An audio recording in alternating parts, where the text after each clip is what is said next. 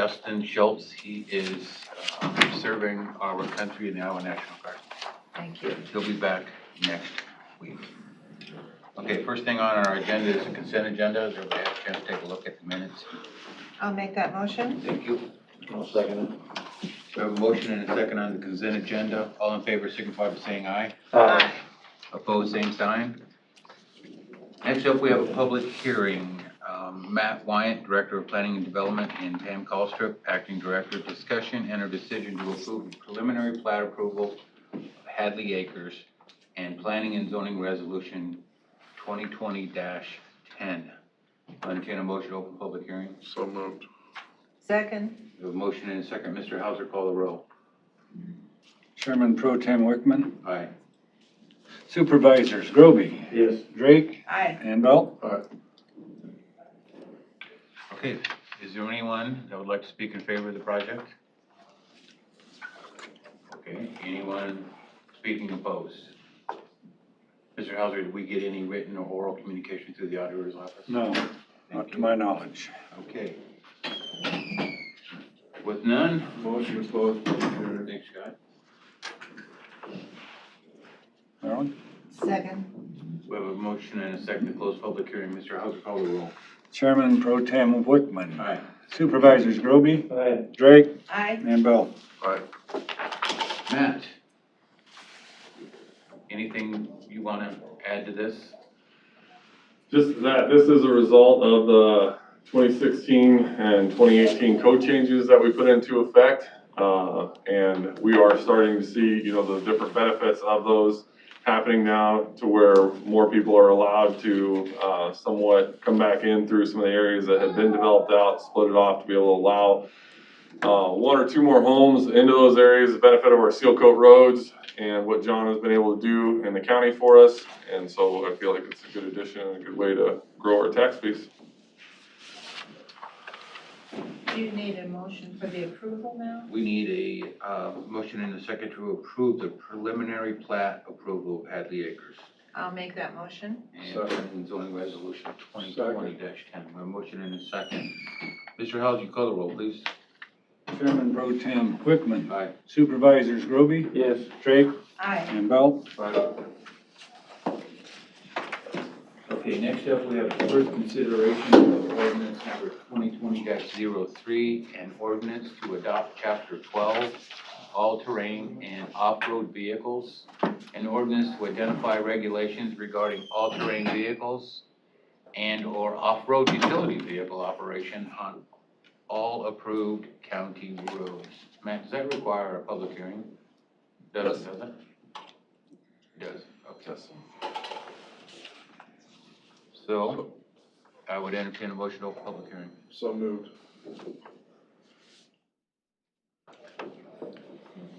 Second. Thanks. Okay, we have a motion and a second. Mr. Hauser, call the roll. Chairman Pro Tem Wickman. Aye. Supervisors Groby, Aye. Drake, Aye. and Belt. Aye. Okay, do we have anybody that would like to speak in favor of the ordinance? Anyone opposed? Can I speak just a little bit as far as a Potawatomi County resident? Yes, state your name and address for the record. Matt Wyatt, 19498 Jefferson Avenue, Crescent, Iowa.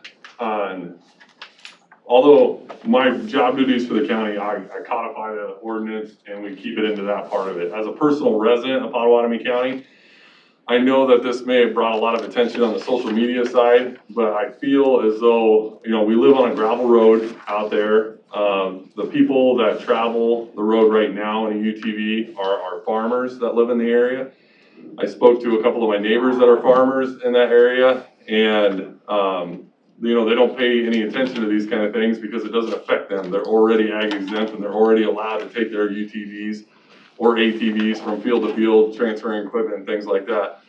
What I do worry about is just to make sure that as the Board of Supervisors will really reconsider this in a year to come back and say, what was our accident rate? What was our fatality rate? What did it do to the quality of life of people who live on those gravel roads? Because it's not just the gravel roads, I guess I should say, it's the It's the highways and everything else that these vehicles are gonna be traveling on, because I worry that what we're opening the door for is a bunch of people that come out of the metropolitan areas with their trucks and trailers and unload these vehicles and just start riding them all through. And our hill on Jefferson comes up at a really sharp angle. And then at the top of the hill, there's an immediate turn. It turns into like an S curve that goes like that. And we have vehicles that come up that hill at such a speed that if they're not from the area, you see the tracks where they go off over into the ditch a little bit, come out, and I worry about these UTVs that are just gonna come over there and shoot out. And whether or not the people understand that these areas are covered by volunteer fire department and rescue squads, and what the time period is gonna be for a rescue squad to come get to them and be able to care for them. A lot of times when accidents like that happen, it's put on those neighboring people who are in the area to administer aid until the rescue squad can show up, because we don't have the response time that they have within the city council, plus they can get you in 5 minutes. It may be 20 minutes, it may be half an hour before a group of people show up, you know, in the ambulance rescue squad to help you out. But I worry about the 1,000 cc turbocharged off-road vehicles turning our county into a trail system rather than the road system that we've worked really hard on to maintain. Those are the only comments that I wanted to make. I would concur that we mark on the calendar, and a year from now, we collect that data, and then I think continue to collect that data, and then we have to, you know, tweak it, then we can definitely change it if it doesn't work, you know. Okay. Did we receive any oral written comments from the public? No, not to my knowledge. Anyone else speaking opposed? I'll entertain a motion to close public hearing. So moved. Second? Take your choice. I have a motion and a second. Mr. Hauser, call the roll, please. Chairman Pro Tem Wickman. Aye. Supervisors Groby, Aye. Drake, Aye. and Bell. All right. So Matt, as our planning director, do you think that us creating an ordinance for this is going to increase dramatically the ATV, UTV traffic on our roads? We're riding them already. Well, it's just in talking with my neighbors, they feel like it's gonna, they see, you know, almost everybody out there has an ATV, UTV parked in their road, but none of them ride them on the road. Because they're too scared of getting caught by a deputy. You know, the farmers do, but the landowners that have them zip around on their property with them. But you don't see a whole lot of vehicle traffic up and down Mount Hollow on them, or in the areas that I normally travel. So. You see any, Lynn? Yeah, I own a couple of them. But, I'm exempt kind of, since I'm a farmer. But, I've had nephews and nieces that's rolled their vehicle and had accidents already. And I'm sure that this will increase the use of them. Some people like to go to town for coffee. But I use mine for, like out in the field and stuff, and I think it will make more use, and I agree with Matt that we should look at this again in another year. Okay. Well, in the ordinance, it requires the individual to have a driver's license. Right. If you're gonna ride it on a road, it requires headlights, turn signals. Yep. Stoplight, Insurance. insurance. So, And license permit, doesn't it, or not? we need to Yeah. do the schedule of fees sometime, right, Matt? Next week, because it's just a resolution, so it'll go hand in hand with this. So once this is effective, then the resolution for the schedule of fees will be effective, and then Mark should be ready to go with being able to register or license, however you want to call it, for these vehicles. It also requires whoever's riding that vehicle, if it came from the factory with seat belts, you're required to wear them. So, I mean, I read it. I I'll agree with you and Scott, you know, we need to take a look at it in a year. See how we're doing with it. I don't have any issues with that. Does, those squads have any way of recording or keeping track of those accidents that are Oh, yeah. not just an accident, but an accident on a UTV? Well, I mean, if it's reported to one of our public safety, I mean, if it's not reported to public safety, we're not gonna probably be able to document it. Don't you No, think? no, you're right, Melvin, it might be something that we asked David and the Zerker software to say, because it was kind of like what we came up with when the mile away, where when we pulled up the calls, to say, give us the calls on the mile away, and they had like 20 pages of it, but it was being used as a ID reference, as an address reference for accidents and things. So we may have to see if there's some specific category where they can say, is it a vehicle accident or is it a UTV accident? Well, I think they're marked as they deal with motorcycles already and stuff, I would think. There's a vehicle type on that accident report. Or, yeah. Okay. Any other questions for So I'll Matt? make a motion to pass the first consideration of ordinance 2020-03 to adopt chapter 12 all-terrain off-road vehicle ordinance and identify the regulations regarding all-terrain vehicles and off-road utility operations on all approved county roads. Second. We have a motion and a second. Matt, do we need to set the time and Yes. the date for the second consideration? Second consideration, yep. You wanna do that next week then? Or when, do we have to do notice? No, you can go next week if you want. And that's when we'll do the resolution? Yeah. So is that your motion, Scott, to Yeah, next week would be the, second consideration? yeah, first. September 1st, 2020. Agree with that, Ron? Now, how will people be notified of this public hearing? What is it There's going? no more public hearing. No more public hearing. No more public hearing? No. It's just second consideration. We go back through it again. You're able to offer, different things, and as long as everybody's good with it on the second consideration, then it'll go for, record and be effective.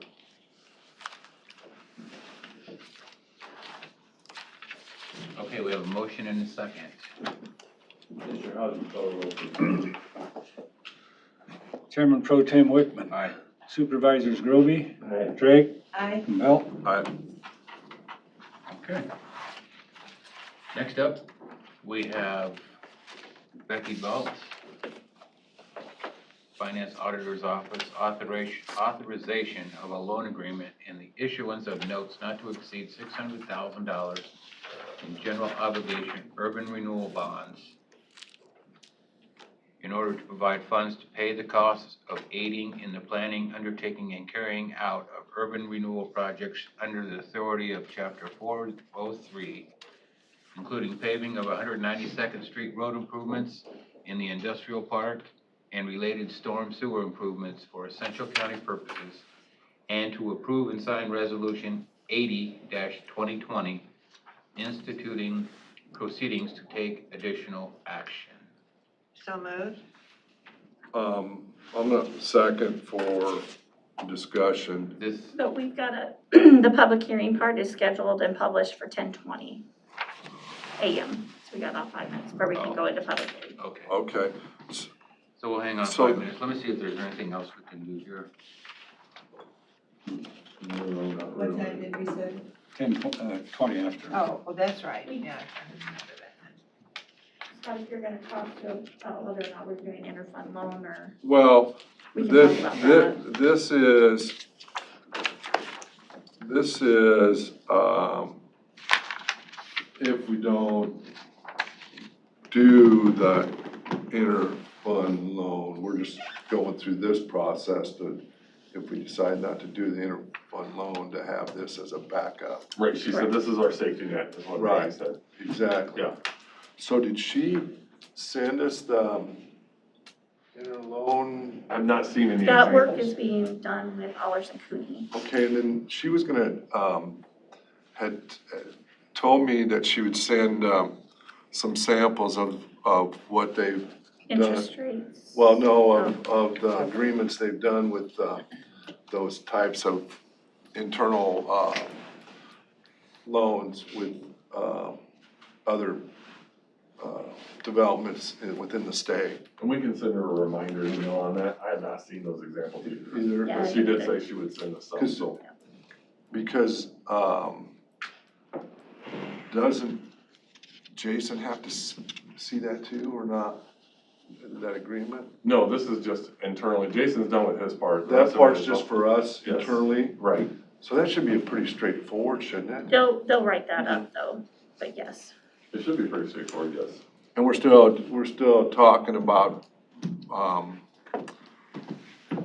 no, but still talking about, using the impact, Yes. fund. And then the biggest question is coming up with the rate of, Interest. interest. Correct. And I've been working with the state auditors on how to do that functionality in our accounting system, so. I mean, is, 2% I would think would be more than, Scott made a good point of just being able to have solid facts on how we came to say that this is the interest rate we're gonna charge ourselves on it.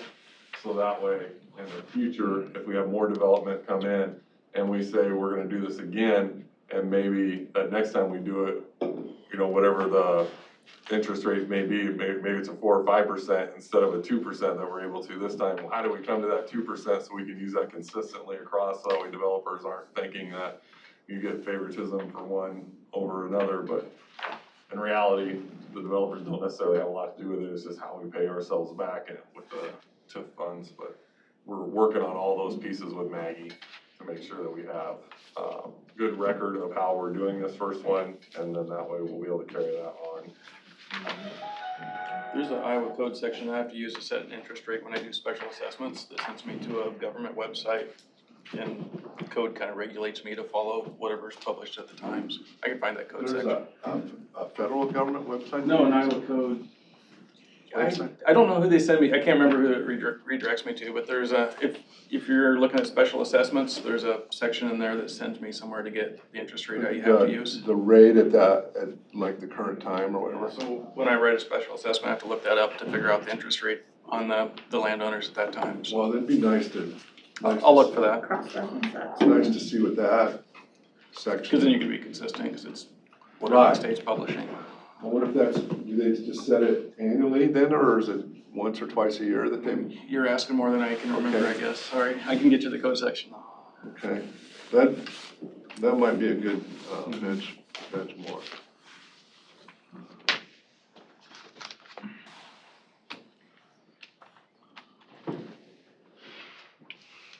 So, We got a couple of minutes, we need a motion to open the public.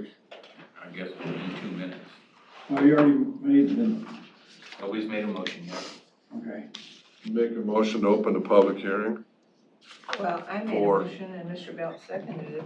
Yeah, Yeah. made the motion, We've but already we got it. haven't voted on, it yet, so That it's was- really not open. We were supposed to open it before we did that, right? For the agreement. No, under item B, Marilyn moved to open public hearing. Scotty seconded, we have not voted yet, so it's not open yet. Okay. Okay, we have a motion and a second to open public hearing. Mr. Howard, call the roll, please. Chairman Pro Tem Wickman. Supervisors Groby. Drake. Aye. And Belt. All right. Okay, we're now in public hearing. Anyone speaking in favor? Anyone opposed? You getting written or oral communication, Mr. Hauser? No. Okay. With that, I'll entertain a motion to close public hearing. So moved. Second. We have a motion and a second to close public hearing. Mr. Hauser, call the roll, please. Chairman Pro Tem Wickman. Aye. Supervisors Groby. Aye. Drake. Aye. And Belt. Aye. Okay, so as was discussed before we actually open the public hearing, this is just a fail-safe for us if we decide not to Right. do an inter-fund Yeah. loan. So, I'll make a motion to approve the authorization of a loan agreement and the issuance of notes not to exceed the 600,000 in general obligation urban renewal bonds and so forth. Second. we have a motion and a second. Mr. Hauser, call the roll, please. Chairman Pro Tem Wickman. Aye. Supervisors Groby. Aye. Drake. Aye. Belt. Aye. Okay. Okay, next up, we have Matt and Pam again on the discussion and a decision to approve the master matrix and construction permit application for the applicant Dan Pedersen, also known as at the North Ridge site. This is not a public hearing. No, Matt, you ready? You're up. We're ready. So Pam worked really closely with Joe Turner from Turner Ag Consulting on this one. It is an existing facility that is now expanding past the point of what Master Matrix is out there for. And we had done our scoring on it and had submitted an original staff report to you. They came back to us midstream and updated their numbers a little bit. And so Pam then corrected the numbers on our staff report and sent that back over to you again. So with the scoring of the Master Matrix and the Master Matrix program, what this does is it's for animal confinement facilities. And this point in the process allows the Board of Supervisors, which normally we have no say over anything agricultural, right? It allows you to give a recommendation to the Iowa DNR on whether or not to approve the permit for this facility. And so that's where the differencing in kind of approach the last time that the Master Matrix piece went through. And I wanted to go through the scoring with you a little bit about how the county came to our scoring and how, with Turner Ag and their scoring. And to start out with the total scoring, Turner Ag had gave the Pedersen site a 465, which minimum requirement for the Master Matrix approval is a 440. Now you can get a lot more points on these if you go through the remainder of the questions. What happens a lot of times is that the ag consultant or the landowner, they get to a point where they're comfortable over the 440, and then they just kind of stop answering questions at that point in time. So they're at a 465, which is above the 440. Their air score was a 109.75, water score is a 140.5, and community is a 207.25. Now on the county scoring, we scored them at a 455 for a total. On the air, it was a 103 or 106.2. The water was a 148. I think that's because Turner Ag was going through, they forgot to add in one of the questions that they had. So really they were at a 148, but on his total at the bottom, I just wrote down what he had, which is a 140. Which really is just a mathematical area is at a 148. And then for the community score, we gave them a 205.5. The differing in scoring happened on the following questions. On question number 4, both were in regards to, both of the scoring differences that we had were in regards to additional separation distance on there. And the county scored them lower than the property owner on question number 4. As well as question number 30, which is again in reference to additional separation difference. The county scored them lower than what the property owner had scored.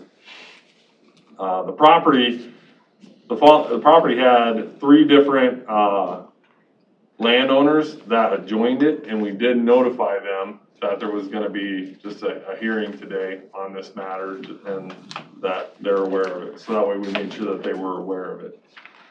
And so those were the steps that we took with this Master Matrix. We tried to let the Board of Supervisors know right away when we received it, and it was, Joe had brought it into our office at the same time he submitted it to the DNR. So we made sure that you guys were aware of it right then at that point. And then the DNR, through their review, we contacted the DNR to find out when they were gonna finish their review. And then Paul sent to the Board of Supervisors that they had finished their review and that it did require Master Matrix. And we're within the guidelines that the state set forth as far as our timeline of being able to get the Board of Supervisors recommendation back to the DNR, however the board so may choose. Well, you know, this brings up a discussion that, you know, we went through, all of us went through. It was somewhat, not, I don't want to say painful, but it was somewhat contentious. And I gave Matt,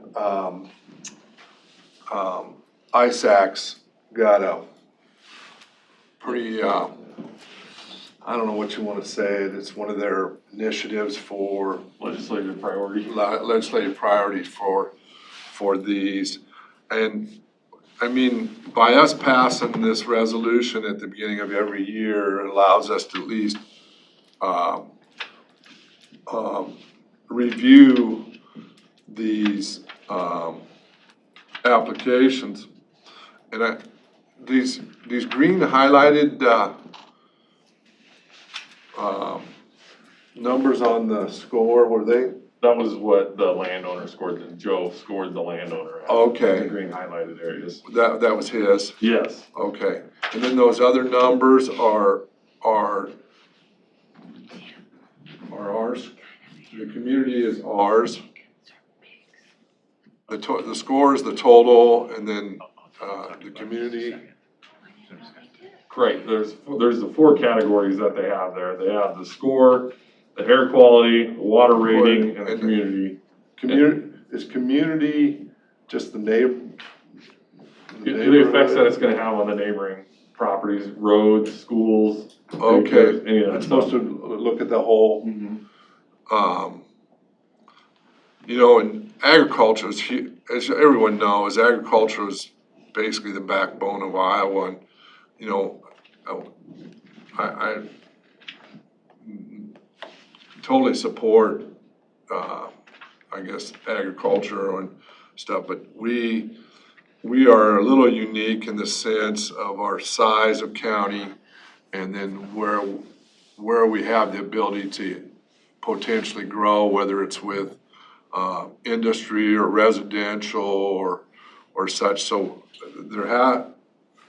and I don't know that there's an answer for it, but we have to be very cognizant of what that landscape will look like into the future, because of our ability to not, you know, end up not being able to grow. I mean, our laws are already restrictive a lot in the sense that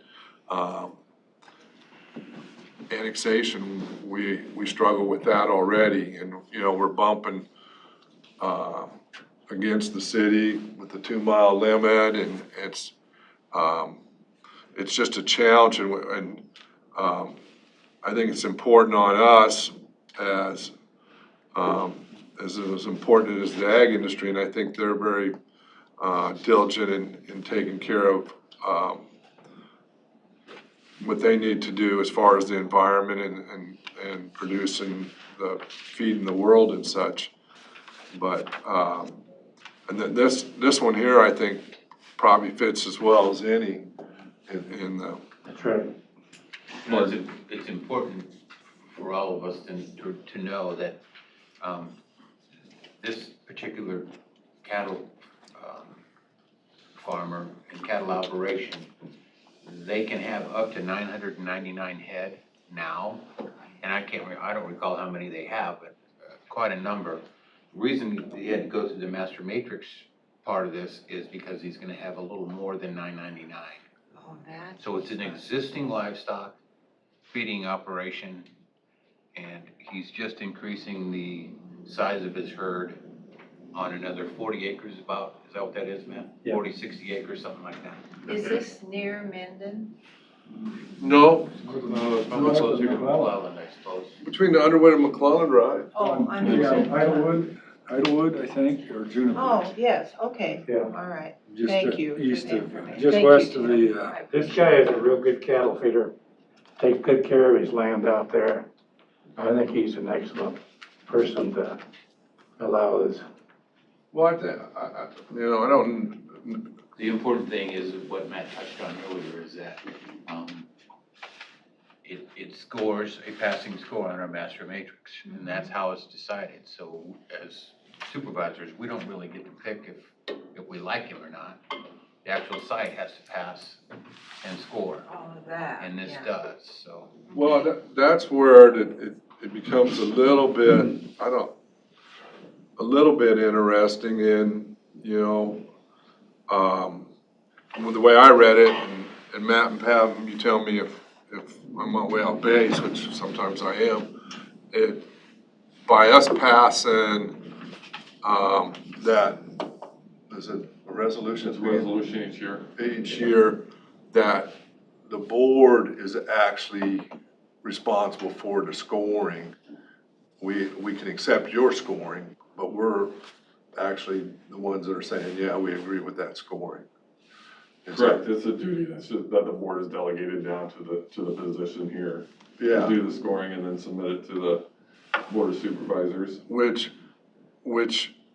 some of it's, I don't know how you would, when you score this, what's it say? Additional separation, minimum requirement for the proposed structure, closest, and then the most possible score is 25 points per se, and air 16.25. I don't, who came up with 16.25? Is there some other factors that are? So those are preset scores by the Iowa DNR, and I have never heard from them on how they determined what those scorings. Those are preset. But those are preset numbers. They're already in the application, you just get a select one. It's like a multiple choice. Okay. So you don't, and so you selected, on that question in particular, they selected the top score of it, right? So then if you select the top total score of it, then you get the top total score of your air and your community factors as well. So you don't get like the top total score in one column, and then on air, drop them down and go to the bottom score or give them no points. This is, once they have that total score, then they get the top score of each one. Okay, so that's where I just. And on the review of it too, so as I told you all, the person could continue through the application answering more questions to score themselves higher than the 440. So a lot of times they get around that 480 mark and they stop answering questions at that point in time. When I do the review of the application for the board, I only review the questions on which they have answered. I don't go through and give them more points. So if they only wanted to give themselves that 480 scoring, then those are the questions that I review for the recommendation of the board. Oh, Wow. I see. Yeah. And that's probably what's kind of triggered some of the, I guess, ISACs wanting to. ISAC did a really good breakdown to show that as far as the state of Iowa and the number of confined feeding animal operations and how that has grown since, I think it was 1980, they showed that we have grown significantly faster in animal confined feeding operations than any neighboring state around us. And it's the difference on the others, and we kind of came up against this when, the chicken house, when that had come up. The other states, Nebraska, those county commissioners and everybody have local control over whether or not you can actually have a confined feeding operation and or how many you can have. So some people came in and they said, well, we want to build 10 of those. And the county commissioners would say, no, we're only going to allow you to do 2, or we're not going to allow you to do any at all, just because of the area that you're in. And so that's what you see in Nebraska, Kansas, and Missouri, and the reason why their animal operations haven't grown as fast. Potawatomi County, though, when you look across our county, I would say that confined feeding operations in our county have not grown as fast as what you have seen in other areas of the state. And whether that's just due to the nature of our ground and that we're better suited for crop growing, and I'm not a farmer in that aspect that I have to rely on Leonard or Melvin or somebody to tell me the reasonings behind that, but you do see where I mean, we have a few of them that are kind of scattered, but we do not have the density of confined feeding operations that you see in other pockets of the state. And Well, the reason, like Sioux County is, there's more hogs there than there are people in the state of Iowa. But it's because they don't have access to terminal markets for their corn. Where in Pot County, you can go to Bungie or Cargill and it's easy to get rid of their corn. But up there, it was tough, so they started walking their corn off the farm rather than hauling it off. Yeah, but the number, like Matt said, and I don't have it because I gave it to him, but it was, I want to say that almost like 50-fold what the increase was in operations in the state. I just, I don't know. It's just a tough balancing act for, we're looking at doing a study for housing and trying to figure out how to, get broadband to the communities, get it out to the farm and how to. Hang on 1 second. Okay. I'll entertain a motion to approve the master matrix and the construction permit application for Dan Pedersen at the Northridge site. So moved. I'll second. We have a motion and a second. All in favor, signify by saying aye. Aye. Opposed, same sign. Okay. But I think, Let's take a 2-minute break. but I think it's really incumbent on us as a board to get better acquainted with this master matrix and stuff, because I see more potential of these, not maybe this type of operation, but we had the one that we spent a lot of time on. the Iowa DNR did volunteer and said that they would not mind coming down and doing a presentation for the Board of Supervisors. They didn't want it to be contentious. Because of course, when I called them last time, it was right after what we'd all just been through, which was, rough for all of us. And so, but I think, and they would come down potentially, or maybe now with COVID, maybe they would do a Zoom with us sometime, like the October, November timeframe was what they thought felt best for them. And to just do a walkthrough more about what the master matrix is and allow you all to be able to ask them different questions, kind of like how Scott had pointed out on, how did they come to their numbering system that they have in the scoring, and Well, we can set that up if you like. they take that master matrix and it's like a cookie cutter and saying, well, it's what's good for, the first thing you hear at ISAC is 99 ways to do something different in Iowa. Now they take one cookie cutter and say, well, this is gonna work for Pot County, this is gonna work for Mills County, this is gonna work for Lynn County, this is, and Story County or Des Moines County. And it's just, everyone's, the topography and the water, and there's just a lot of things, I think. And I don't want any of these people to fail, if they're gonna come and, this is big money. And it's a lot of hard work to whether it's, cows or chickens or goats or whatever, but we just, I don't know, when was the last time, I should know, did we do our master plan or comprehensive plan? Land comp, 2015. 2015? I don't know how much the landscape has changed since then. Okay. Okay, Next up, we have thank you. John Rasmussen, County Engineer, discussion and/or decision to approve resolution 82-2020 to approve project plans, specifications, and estimate for project RC-C078, parent 203-9A-78 and set bid opening date of October 6, 2020 at 10 a.m. John, you are up. This action is to approve the plans and letting documents for the development project 192nd Street.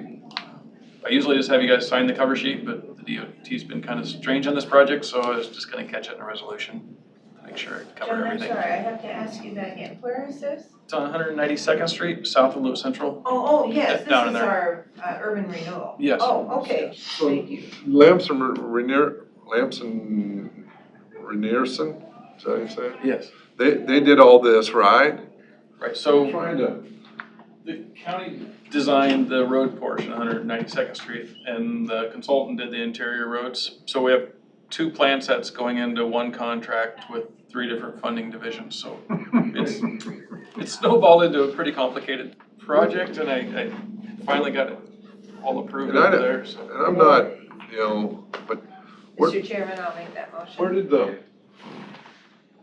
where did I seen where they showed a railroad, some railroad thing show up at? Part of their property was an old railroad right-of-way on the It was? back side. It crosses east-south Omaha Bridge Road, right there by that culvert before you turn south. But there's just an old right-of-way there. I think they bought that, actually.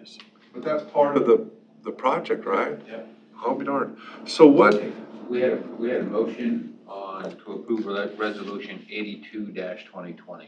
I'll make a second, but can I, Absolutely. where did I miss it in here, John? Did they give a guesstimate on the cost of it then? Cost was another attachment. Total cost was $857,288. It's another attachment. There's in your board packet, I can give you my copy, but the 192nd Street portion was about 200,000. The interior was 574. Then we have a little piece at the end the DOT wouldn't participate with, it's about 100,000. So total was 857,288 and 88 cents. 857, 288 288. and 88 cents. Okay, and that's just the engineer estimate, right? Right, so that's kind of the average bid costs on the items we have on the project.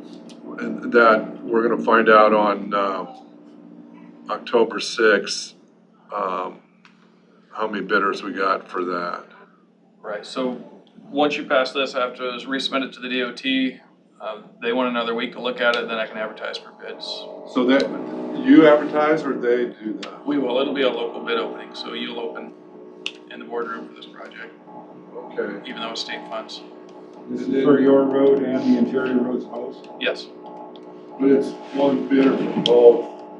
Yeah. Not bidding stuff, yeah. I had to tie them together, no, it'll be 2 sets of plans, one prime contractor. One bid. And I think it was earlier on, I read, maybe it's in here too, because I couldn't get my Dropbox working until this morning. They're allowed to do early, winter work or whatever if it's, Right, so the way I was gonna set up the working days in the proposal was to allow winter free time, which I wouldn't charge days as long as they're not impacting traffic. We're letting this so late that you don't really know what winter's gonna do. Usually after Veterans Day, you're not gonna get much of anything done for construction because it just doesn't dry out or you just don't have very long days. So we're gonna allow them to work on the interior roads if they so choose. Then starting on April 15th, we'll charge them $500 a day liquidated damages to finish the project. So they get pretty much whatever's left this fall and over winter to work. If it's a good winter, they can work and everybody's winter. in the interior road, Yeah, but not on 192nd. no, as long as it doesn't impact traffic. Is the DOT still using 192nd as their route They too? still have it as a haul road, they haven't been using it so much. Okay, John, is that October 6th, is that the earliest you can? That's the earliest they would let me. We could have shaved another week off it, but they wanted a week to review these documents after you approve them, even though they have them already. Okay. Is that locally or does that go up to? It goes to systems planning and Ames. Okay, so we have a motion and a second to approve resolution 82-2020. Mr. Hauser, you call the roll, please. Is that a roll call? Resolution is, isn't it? It is. All right. Chairman Pro Tem Wickman, Aye. Supervisors Groby, Aye. Drake, Aye. and Belt. There you have it, John. Next up, we have discussion annual decision to approve funding agreement for BRS-C078, parent 199-FF-78 for the construction of a reinforced box culvert on M16 in section 4 of James Township. John, you're up. This is just a standard funding agreement for swap funds for a bridge. We have a box culvert just north of G30 M16 intersection that we're gonna replace with another box culvert. What's that, is it just deteriorated to the point that? It has a restriction on it, but we're not to the point where we have to post it, and I just wanna get it replaced before we have to post something on it, cause Okay, being buried, I don't really trust the postings. You probably have more than what it is, but at the same time, it's deteriorated. when was it, the other one built? In the 50s, In the 50s? yeah. Okay, so this isn't our max money that we get for swap, is it? No, the bridge fund runs a balance. I can borrow 7 years ahead, and if I pool more than 3 years of money, they reallocate it. So having let the Hancock Bridge, we're borrowed ahead a little bit, so it's just kind of a minor project. We're sliding in that year, trying to pool up money again. But you said preliminary estimate is 500,000, right? Right. So we're swapping 500,000 with the money, right, The or not? swap's kind of already done. We're allocated about $650,000 a year to do Right. bridges. So it just goes in a bank account for us. And the Hancock Bridge, that was a $2 million project, so that kind of put us in the hole. So I'm just doing this smaller project to recover my balance, I guess. So. Okay, so with that being said, it's the swap money, do we have to, do we let this then, or do they? The DOT lets that one. On the They're gonna bridges. let this? On the bridges, yeah, they let. So when are they gonna do this? You should go for next summer construction. Oh, for next summer? Yeah. So they'll let the bid this fall? Yeah, Or we're at next- final plans now, so we should be able to let this in a month or two. Okay. Okay, thank you. Do you need a motion on that? I'll make that motion. We don't have it yet. Second. Any other questions for John? We have a motion and a second. All in favor, signify by saying aye. This is not a resolution. Funding agreement. I don't think it's a resolution. Okay. All in favor, signify by saying aye. Aye. Opposed, same sign. All right, well, we got that done. That's awesome. Okay. Next up, we have Jana Lemrick, Human Resources Director, discussion on fiscal year 2020 overtime costs. Discussion only. Jana, you're up. I just wanted to just give you guys an idea of our overtime costs. You know, that's one of those costs that most of the time we have to have, but I don't know, you know, when we take a look at payroll dollars and such, I just think it's good for you guys to have a view of what it looks like. These numbers were ran from July 1st, 2019 to June 26th, Do you have something to provide 2020. the board, Jana? Yeah, it should be in your packets. It is, it's a sheet. I know Liz printed it off. I have it, but I don't think Marilyn or Lynn do. I didn't bring it. Okay, That's okay. Go ahead. I can hear it. okay. You want me to continue? Yes. Okay, so it was from July 1st, 2019 to June 26th, 2020. You'll see that the spreadsheet is divided by departments there on the left column, and the top row tells you the different kinds of overtime. So different departments use different codes for depending on what they have for overtime. I wanted to go over some of the columns with you. So the first column, well, the second column is comp time earned. And I don't have a dollar amount to that because this is comp time that's been earned, it's not comp time that they've used. I can certainly put a dollar to that if you'd like. And then the next column, you have comp time earned straight time. So this would be if someone regularly works 40 hours in a week and they worked 45 hours in a week, but they called in sick for one day. So they got 8 hours of sick time. That doesn't count towards your overtime calculation or your comp time calculation. So they still have 5 extra hours, but it just goes as straight time.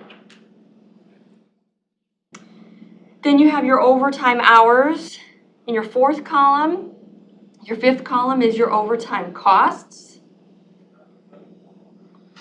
Next is comp time earned double hours. So this would be if someone earns comp time maybe on a holiday. Overtime at straight pay. Again, it sounds confusing because we're calling it overtime, but it's at straight pay, right? Overtime is always time and a half, but we're paying this at straight pay. It's a little confusing, but again, this is where, same situation. Someone normally works 40 hours a week. They called in sick on Monday and used 8 hours of sick time, and then on Friday worked 5 extra hours. So they actually have 45 hours on their paycheck, but that 8 hours of sick time doesn't count towards your overtime calculation, so it's not really overtime. It's just 5 extra hours. But we're coding it as overtime at straight pay, so it's not overtime. It's just regular pay. Then your next two columns, that's overtime Nebraska. That's specifically a specific code for tax reasons for 911 since they're now on the other side of the river temporarily. Your next three columns, mental health transport, adult transport, juvenile transport, I think is pretty self-explanatory for the sheriff's office. Overtime double pay, this is going to be overtime that's either forced overtime or overtime on a holiday. So you have your hours there and then you have your cost. I made the cost in the green columns.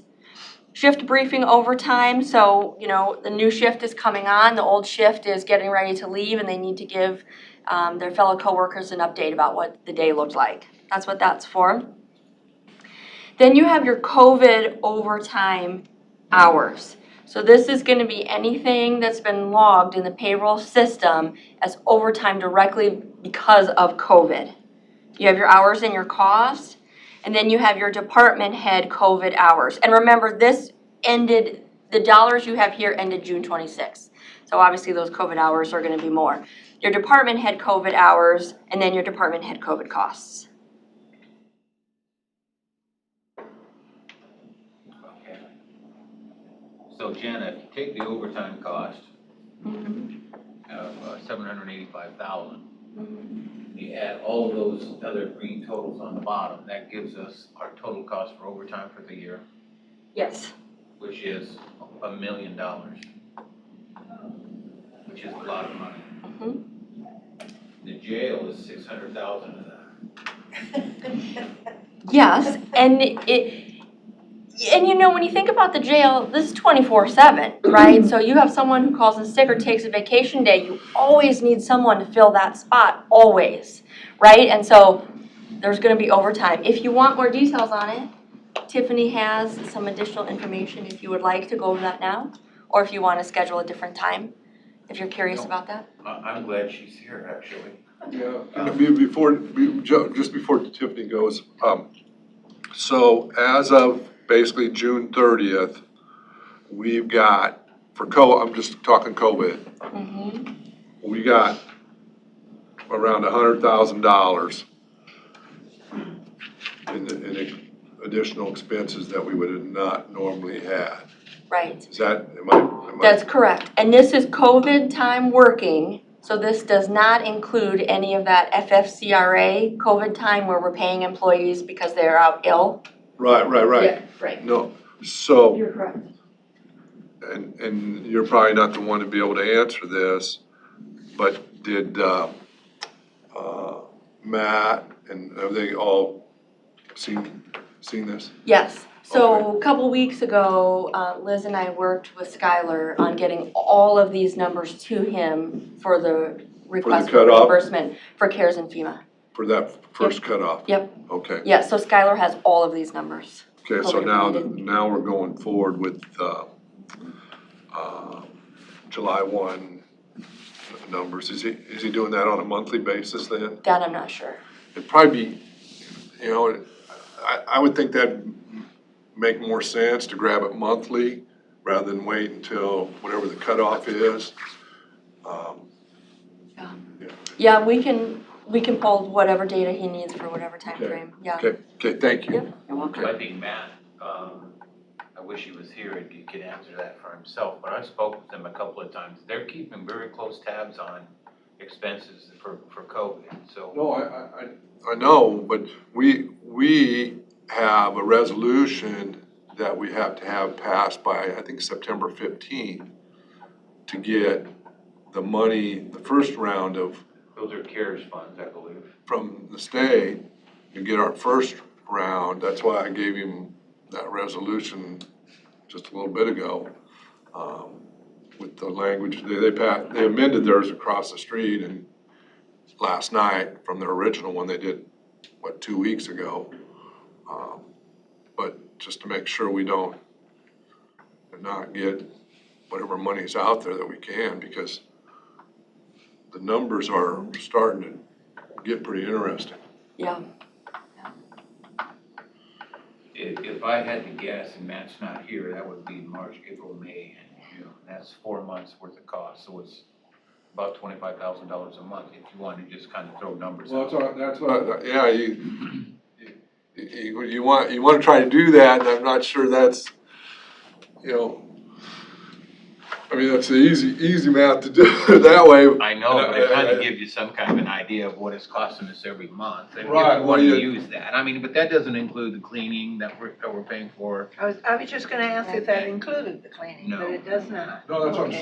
saying, but we got those numbers too, but I mean, at that point, you know, really, there was no school. And, you know, knock on wood, we've not really had any, you know, big things, so other than, you know, a few of the, care facilities and stuff like that, you know, so. And now we're out at Iowa Western, which we weren't before. That's grant dollars. Grant dollars from. Matt got grant dollars for that satellite office at Iowa Western. From who? I'm not sure if it was a combination of. For COVID? Some Iowa, For yeah, COVID? yeah. I knew we got it from that, what's Buffett call her, Sherwood Foundation for the other, stuff. I didn't know we There were got. some grant funds that Iowa West put out, there were some grant funds that the Potawatomi County Community Foundation put out. For Iowa Western, huh? I guess I wasn't I'm aware. not gonna confirm that because I don't remember, Matt, Okay. had so many grants, I mean, they've worked their tail off to get a lot of grants to cover some of these costs, so. Well, I'm just, okay, sorry, I just wanted to. That's okay. And Matt's calling right now, so I'm wondering if he. Matt, did you have something you wanted me to tell the I didn't board? get this thing round up. Shoot. Would you like me to put you on speaker? Okay, one moment. I have Matt Wyant on the phone. All right. Go ahead, Matt. So the grant funds at our Iowa Western Clag did come from the Omaha Women's Fund that supports that that's a portion of it. And then the state of Iowa and our Iowa Department of Public Health grant for FCDs pays for the other portion of our people being out there. Okay, so no additional, Password followed by the pound key. no additional people for COVID out there then? Password. Correct. We don't have any additional people out there for COVID. It's our two staff that we've had, and they're just gonna. Password incorrect. Please Oh, enter your okay, password okay. followed by Great. the pound key. Okay, thank you. Yeah. Thanks, Matt. Bye. Bye. Password incorrect. Please enter your So- pass. When did we need a password for this? You know, What? never mind. Do we need to take a break so you get the phone working, Mr. Halder? If I knew what the password was, but Okay. we've never had to have a password Well, before. it's probably the password for your long distance. Okay. So that's the same money that he got from Sherwood and stuff, which makes sense. I mean, I just didn't, Yeah, I didn't know they just, added COVID to it, which they were already out there, so that worked out great. Oh, yeah. Thank you, Jana. Huge report, huge. back to the overtime report. Thank you, Tiffany. Since we have Tiffany here, I do remember my first year on the board in it was the 2017 budget year. The overtime costs for the jail were $800,000. So now she's got it whittled down to about 600. I mean, I'd love to see it down at 400. Is that a possibility? I would have liked to have already done that if I knew how to do that. I just, as we talked multiple times, there's so many things you just can't account for. The FMLAs, the sick leave, are the main things, but we've got military people, we've got, with 125 employees, people are going to have funeral leave, coming up. It's pretty common, and so, the transports that are already in Jana's report, there's a lot of moving parts, and some of those things, are not predictable. Obviously, we push the wellness program to try to keep that sick leave down and things like that, but, we've talked before, we've had some major health issues with some of our staff, and our staff are aging. They continue to age. And so we've had cancer patients, we've got heart attacks, we've got back surgeries, we've got a lot of people that it's not as easy to come back to work from those things and be able to do full duty. So, it takes a little longer than somebody who's coming back to a desk type of position that can come back sooner. So those numbers are a little higher. So, Tiffany, are you fully staffed? We are, with what we're approved for, we are only down 2 right now. So are you still in a constant interview hiring process all the time? Not all the time, but a good maybe half of the year. We changed the process this year to try to streamline it a little bit, and so we're hoping that will save a little bit of time, but also that gives us the opportunity to do it more often as needed, but be able to make it a little bit quicker. We lose a lot of really good applicants by the length of the process sometimes. So, Are you in an application process right now? we just had one close, so we are, the virtual assessment and interview links just went out today. When was your last application period? It just ended last week. No, before that. January, we did one in January. Were there any people that passed all of the interview process and the screening and the security checks left from January that could have offered jobs? The 2 that are in background checks right now have exhausted that list. So this interview process that just closed, how long does the actual process take to even offer employment to these people? Well, we've been working on it, trying to get that down, but the links went out today. Can't remember if we did a week or 10 days. 7 days for them, so they'll have to do an online test, an online interview, and then as those start trickling in, we'll start watching them as we go, but the software will score that, and so we can kind of put them in a rank order and try to review them. So sometimes it's just a matter of, because the process had taken a long time in the past, creating a list and getting those qualified applicants in list form for us, because when we do have openings, sometimes they're sudden, or we don't know about them, where, for retirements, we ask for a longer notice, but we don't always get that. So, for example, now we'll be looking at, I know somebody is retiring in December, I've got a couple people that have not turned in paperwork yet, but are indicating probably April. And so when we know those ahead of time, we can kind of map that out, and having a current list helps us do that. But we could, after those links come back, we could probably in another 1 to 2 weeks be able to make an offer. And so then, once the offer is made, then you have more time because, you know, they have to have pretty rigorous background checks done for this position. So we've worked really hard, and I think Tiffany has found some great software, and it's really exciting to shrink that first part of the recruitment process as much as we can to get them that offer, but then you have the back end of the recruitment process with, you know, the testing and the background checks, and we get those scheduled as fast as we can. Then you have to wait, you know, maybe for a practitioner to write us a report. So that piece takes a little bit longer. You know, as soon as they have every piece they need, then they bring them on board as soon as they can. So we're still working on that process, but it's gotten shorter. Once you've selected a candidate and they've accepted the position, what's the training period, 90 days? After they do all the background and everything, the training, it is about 3.5 to 4 months. And that includes, because of our 12-hour shifts, it's 36 working days of critiques, which are called daily observation reports. So 36 work days of those, and then at some point during that time frame, there's a 40-hour classroom training as well. What, Is that the same as the probation period, the training period, or are those two different? Probation is a year. Probation's a year.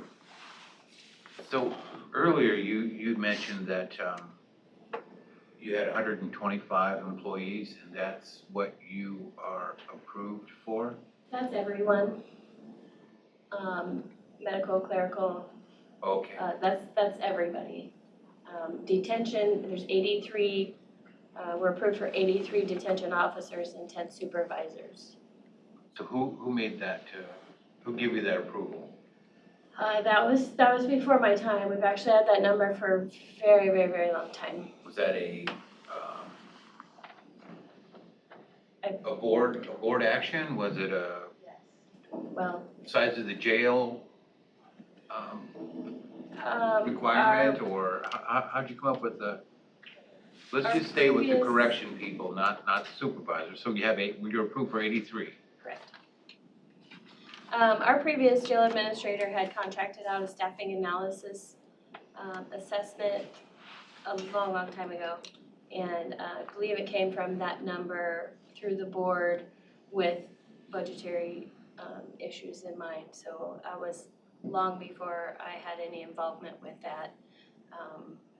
We are looking at doing another staffing analysis and updating that, and I actually also have 3 people in a staffing analysis class, which is a pilot program through the National Institute of Corrections.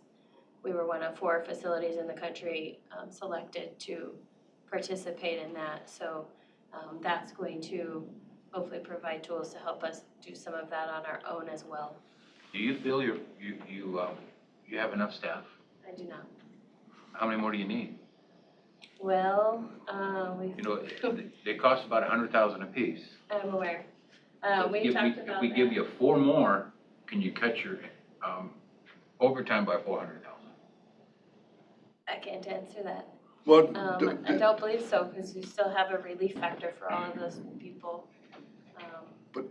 but isn't there either at the state or the federal level, somebody that comes in and, I don't know if it's recommends or tells you have to have X amount of staff for X amount of clients, or? No, there's no standard, state or national, there's no Really? standard ratio. Wow. So you do a staffing analysis and you really base it not on your number of inmates, but your number of tasks and services, what size your housing units are. It's really quite lengthy, actually. She brought us her master plan, remember? I know you do, a couple of years ago. And it had the amount of cells she needed and the new space she needed and the amount of employees that she needed, and I've kind of forgotten, was it 7 new employees? I had asked for 17 at that time. One of those was a supervisor. And then that obviously was not approved. And then the next year we asked again, and in coordination with the sheriff, we had proposed maybe starting with half of that and then trying to do that in a few years. And Yeah. we've not gotten to that point. And she's been telling us right along But yeah, what she needs. when she brought that to us, so part of the discussion also was adding beds, Yes, indeed. which would have Yeah, she required. had her whole plan. And we Yeah. didn't, we allowed you to add the beds. We haven't given you any staff to run it, right? Okay. The beds are in. What's that? The beds are in. By doing that without the staffing and doing that part first, our hope was to be able to use them for some flexibility, not necessarily fill that many more. And it actually worked out because we had to create a male and a female quarantine housing unit because of COVID. And so where we added beds in the female unit, that gave us the opportunity to be able to have a quarantine area for new female inmates for their first 14 days, because we would not have been able to do that without those. So that part did work out, but that is one person working in that area, and I really believe it needs to be 2. Okay. Any other questions for Well, Tiffany? not maybe so much Tiffany, but it'd be nice to probably, I don't know if we got this document for the last 2 or 3 years, but a similar one of this. Sure. So we can trend it? Well, yeah, a little Sure. bit. So are the other ones, and then maybe it's a function of the weather, roads, and then communications, are those kind of their normal numbers, or was it a unique year? Or? That's a good question. John, I think yours are normal numbers. Yeah, we might have been higher the previous year with the March weather we had, so our overtime is all weather related. That's what I was wondering if it was all. We have an ordinance, we have to be out there certain hours, so we push those hours. Then the other half of my overtime is just chasing contractors. We work their hours when they're in town, so. I think we were about 3% of our total budget, and we budget overtime in as Right. well, so we try to have that covered up front. And communications, again, since they're 24/7, they have to have a minimum of 4 people, is my understanding, 4 people on the floor. They try to have more, you can have 5, 6, 7 on the floor, but their minimum is 4. So if one person takes a day off, it doesn't necessarily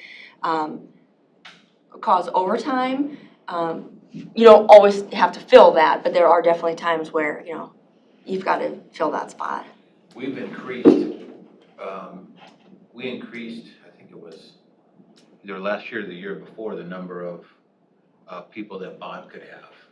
I think we give him 3 or 4 more. Yeah, we did. So it would be kind of interesting to see where he's at on his overtime after we give him other Well, employees. Tiffany, you budget your overtime. Correct. Yeah, so she does too, yeah. And I know 911 does. Yes. So, Mr. Auditor, why do you have 360 hours of overtime? Probably from elections. Called elections. For one election? Well, no, it's 2. You had the city school election, and City school? and then the primary. It was in June. Okay, so 3. So you need 100 hours of overtime for each election? Oh, probably, yeah. I think it was after the city school, I counted up what Jody and Marilyn and Andrew had. It was over 35 hours each. Because they had to work with the absentee ballots, and then they're open on a Saturday. So, yeah, it's just. State law. But they take it as, they take it as comp time, because after the election, then it'll be a slow time, then they can use their comp time. But if they go over 40, then they have to take overtime dollars. But they would You rather. had 600. Well, if you you take the overtime hours and the comp time, you had 600 hours. So that's 200 hours of overtime for each election. Could be.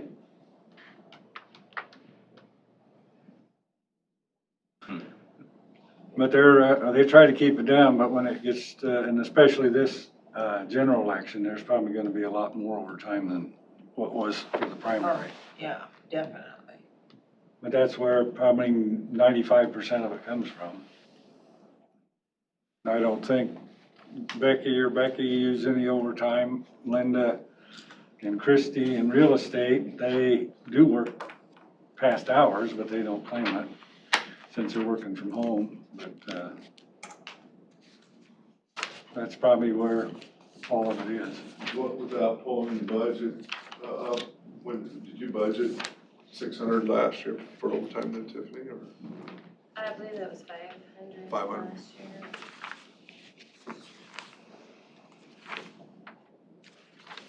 Okay. So I was thinking too.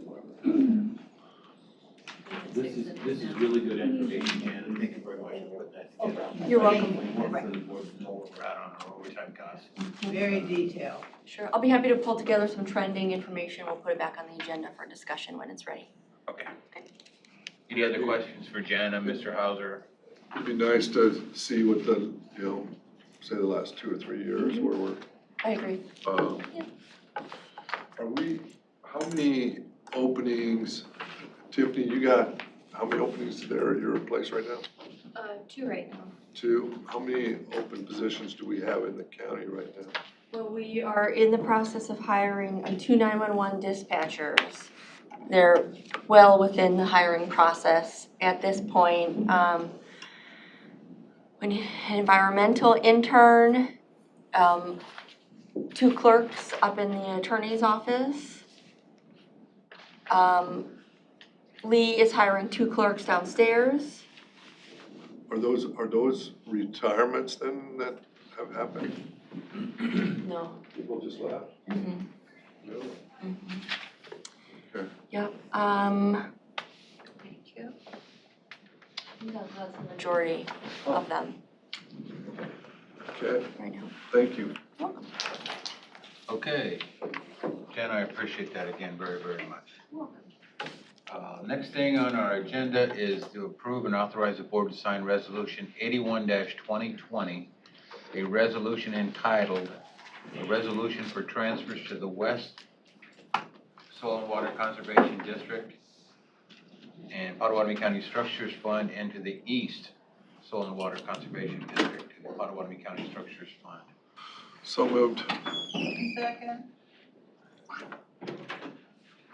We have a motion and a second. Mr. Hauser, you call the roll, please. Chairman Pro Tem Wickman. Aye. Supervisors Groby. Aye. Drake Aye. and Bell. Aye. Okay. Mr. Chairman, could I just bring up one thing quickly in regard to the board? Absolutely. Thursday is the SWPCO meeting, and it's also the canvas at 1 o'clock, both of them. I don't know whether you need me here. I can call SWPCO and tell them I won't be there. I don't know who could come Thursday at 1. I can come here if you need me. Well, let's see. Justin will still be out, so it'll be me, Scott, and Lynn. I may, Are you able to come? well, I don't know, I look, I'd probably, but I might just call in. I mean, it's a 5-minute deal. Okay. Otherwise, I can be here. I'll just go ahead and call into SWPCO then. Right? Are we okay on that? I mean, Okay, Whatever, you. whatever you want to do. okay, all righty. And then we're there's. just approving the canvas of whose election is it? Why is that? Boca City Council. Oh, Why- I why- wondered why who should- it was. I wasn't sure. Oh, they're voting today? Yeah, Oh. they were gonna appoint, but then, That's why it's gotta be at 1 o'clock? That's the candidate. You know, we don't get to determine that. No, yeah. I mean, there's a specific date and time for an election that but has to be canvassed, so we're, but a lot of times we canvass not at 1 o'clock. Right. Yeah, it just Very right depends about on that. the You said, were you serious? He's one of Clint the Victor is one of the candidates. Yeah, Okay. he's had a petition to have a election. Thank you. And we're gonna. Absolutely. Appreciate it. So did somebody, I got another thing I Wait a want to minute, I talk get him about real first. quick. Wait a minute, I Sneak get up him here, first. Shelter. Miss Becky, it's just wonderful to see you. We miss you when you're not here.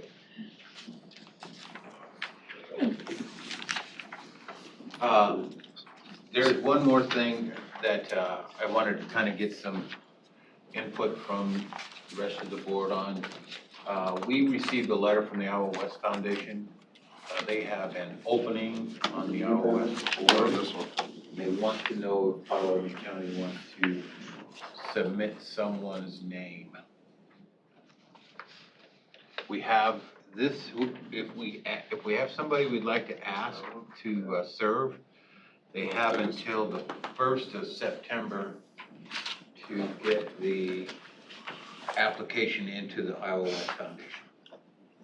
Mr. Grovey served on there for years. Would you be interested in I'm serving? already on there. You Oh, can't- you're already on it, okay. And I what put about on you, my Tim? Political plate. No, this is for somebody actually on their board. Yeah. We can't serve because we're elected. Len is a, what's the correct word for him? Ex officio. Liaison. Oh, okay. Liaison, whatever. Oh, I see what you, okay, So thank you. in the past, in 2019, we asked Lisa Fox and Brenda Windmuller. And they are still on the list of nominees for this opening position. Oh, okay. So we can either stay with what we have or ask someone if they would like to serve as a representative for the Potawatomi County Board of Supervisors. Those are both real good candidates that we have now. I'd be in favor of leaving them. I would go along with that. Yeah, that's fine. I don't even know if they're, who's going off, if they have anybody actually going off this year or not. But I guess I would encourage all of you to give this information to anybody you think is willing to serve, pretty much out in Pot County. So they'll have it, I mean, 1 week isn't enough to do it, but the form's the same, it's gonna be next year, so. Sure. Yeah, and you know, we received this information a while ago, but you know, with, we had the passing of Melissa's father, Yes, and nobody opened the mail, so we're kind of at the last minute here for this thing anyway. sure. However, if you do know someone that may want to consider serving on that board, I'm with Scott, you can provide them this information and see if they would want Sure, to submit the application. okay. Well, yeah, we can submit it next time. It hasn't changed, I don't think, since I've been here. Have you been going to those meetings, Len? No, I went to one, and there's one coming up. They don't have very many meetings. Once a month, don't they? No, they only get invited like twice a year, I think, to the full board one. Is that it? I think Is that what the legislation said? Well, I'm not going down that road. Okay, so that's the only other thing I had is that if you know someone that wants to would consider serving, provide them that information, we could rock them. Last thing on our agenda is adjournment. I'll move. Second. We have a motion and a second to adjourn. All in favor, signify by saying aye. Aye. Opposed, same sign. Okay, are we off, Mr. Alden? Yeah. Thank you very much.